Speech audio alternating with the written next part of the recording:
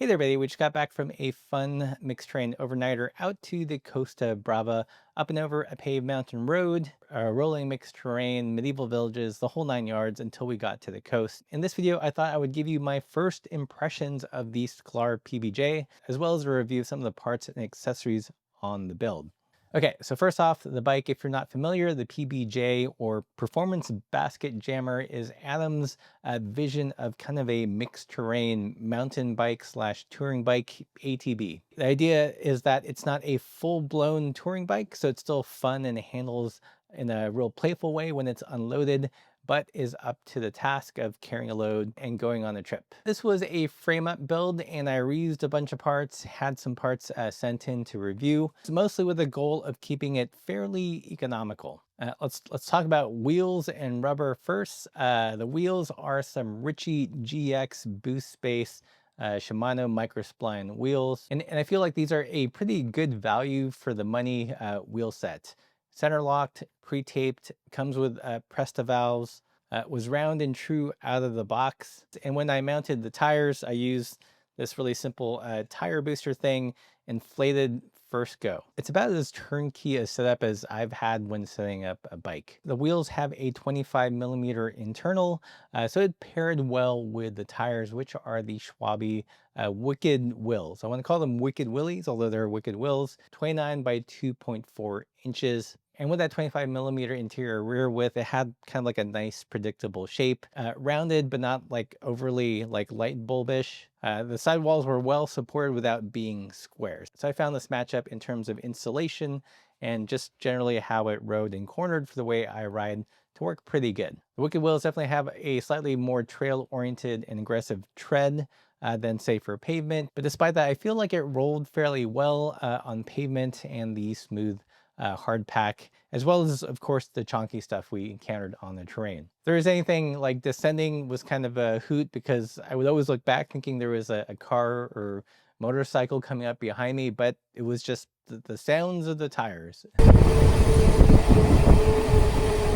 Moving on to the cockpit, I'm using the Sklar PBJ bars, which are a perfect match for the bike, go figure. I've talked about them in another video, but on this trip with a little bit more time with them, I actually find them to be kind of a multi-position bar.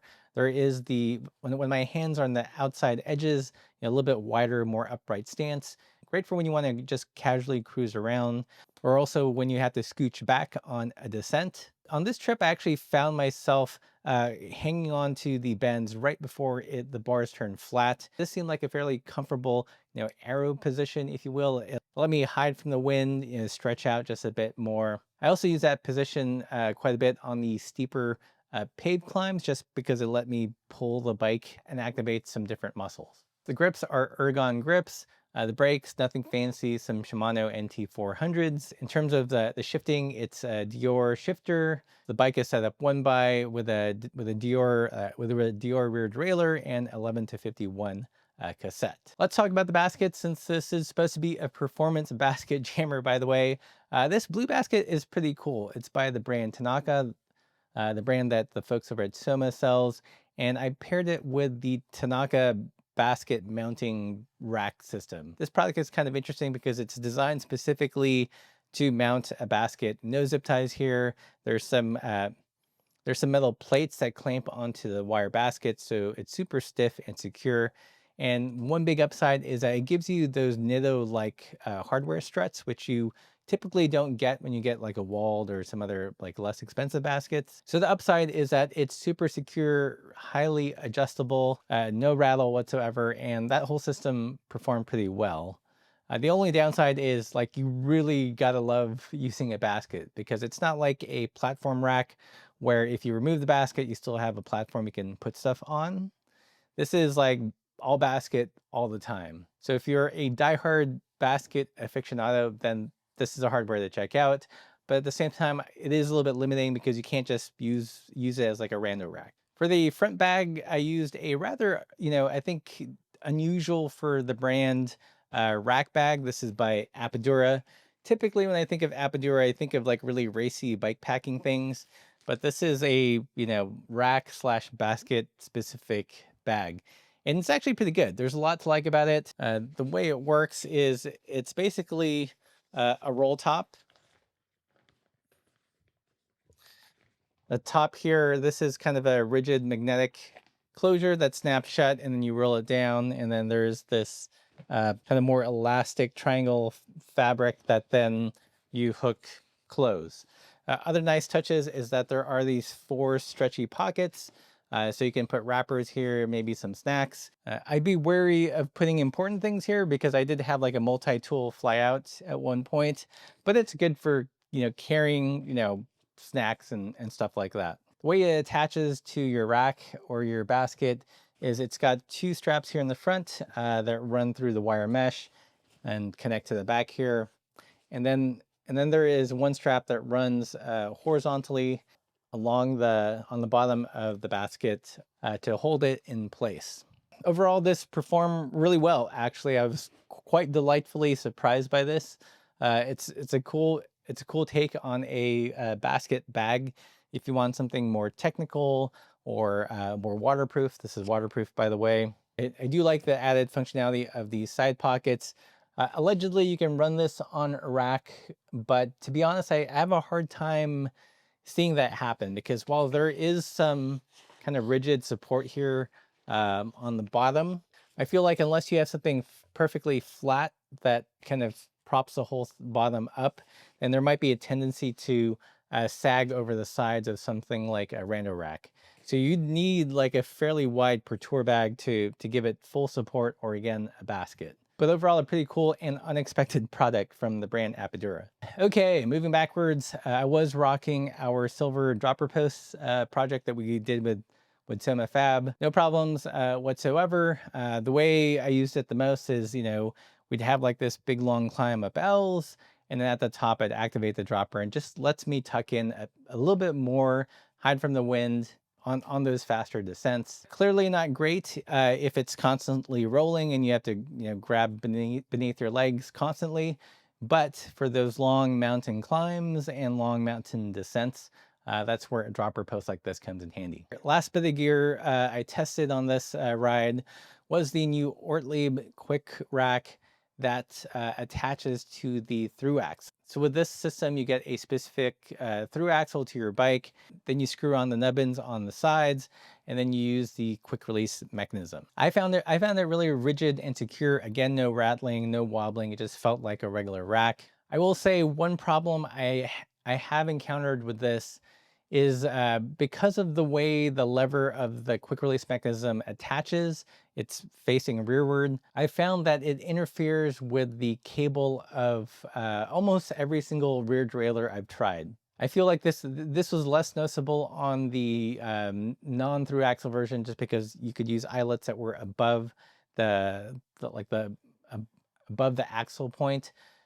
But now that everything is lower down, the lever just seems to interfere more with the cable housing. Not an issue if you're running electronic or wireless, but I've tried it on 3 bikes, and I think on every single one, like the lever would just interfere with the cable housing.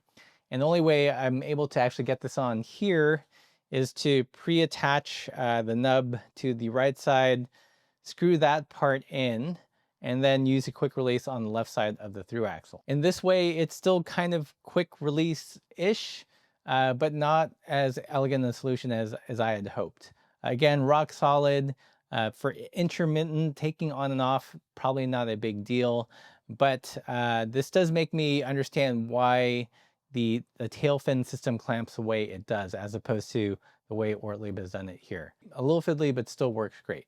All right, enough of all the accessories and stuff. How did the bike ride? Again, this isn't meant to be a full-on review. I just wanted to record my impressions for the longer video down the road after I take this on like another tour. We've got another trip I have in mind specifically for this bike. In terms of ride geo numbers, the rear is 432, but I always tend to ride sliding dropout bikes like fully tucked. So for all practical purposes, 432 for me. Head tube angle is 69 degrees. I think the offset is 52, and with the wheel and tire size, the trail came out to about 87, 88. So definitely a much higher trail than you would get on a gravel bike, but not as high trail as you would get on a full-on, like, downhill specific mountain bike. It really slots into that, kind of ATB-ish realm. On flat terrain, when it was, kind of gravelly and rocky, it would just sail through everything. Plenty of trail to keep the bike nice and stable. If I hit a bump accidentally or a baby head or something, the bike would just continue to plow through. On paved sections, it was slightly less fun to ride because you really felt the added friction of the tires. When it got windy, I really had to tuck into that secondary position just to hide from the wind a little bit and use other muscles. Descending the bike was an absolute dream. The first part of our ride, we went up Els Angels, and then there's a screaming like road descent. I lowered the seat with a dropper and just kind of tuck in, and it was great. Super stable, super planted. I was maybe a little bit worried that I'd get some high-speed wobbles with the high front load, but it was a super stable descender even at speeds. I think the fastest I got on the descent was about just like a hair under 30 miles per hour. On dirt, the same thing, lots of confidence, definitely way more than I would have if I were riding like a gravel bike with a lower trail and cantilevered more on the front. This kind of geometry just makes it, for lack of better terms, less scary to go downhill. Don't feel like you're going to be pitched forward because there's a lot more bike in front of you. You're also just pushed back a bit more.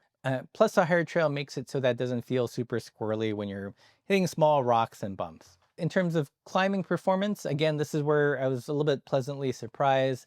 With the higher trail and like the tall load up front, I expected it to be a lot more, drunken goaty, a lot more floppy. It definitely did have, those characteristics, especially when you compare it to like a gravel bike or a low trail bike. But I feel like it was fairly well controlled. And a lot of this came to setting up the handlebars and finding that balance.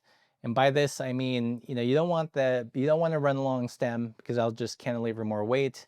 It might exacerbate that kind of floppiness. For me, I'm running a fairly short stem, I believe in the neighborhood of like 30 mil. And the grips, my primary position, ends up being just behind the steering axis. And when my hands are there, climbing doesn't feel too bad. So overall, the bike felt pretty well balanced. There actually weren't too many surprises. Like I had a sense of how it would ride, judging it from the geometry, and it kind of rode like how I thought it would ride. Probably one thing that the numbers don't communicate is like how it rides with a load. And I feel with like the relatively light loads I was carrying, again, I was using the Old Man Mountain mini pannier, so not able to carry a bunch of stuff. It felt pretty good. It felt transparent, like the rear wasn't like whippy or anything. Cornering still felt pretty natural. There weren't any high-speed wobbles with the load in the front and the load in the rear, where sometimes like things oscillate and things get like a little loosey-goosey. So it felt really good. I feel like this definitely ticks that box of like dirt tour, dirt lightweight tour. But there is one more trip I want to take it out on, a little bit chonkier terrain, longer climbs and stuff, which we'll hopefully do in the next couple weeks. So I want to say my conclusion until then.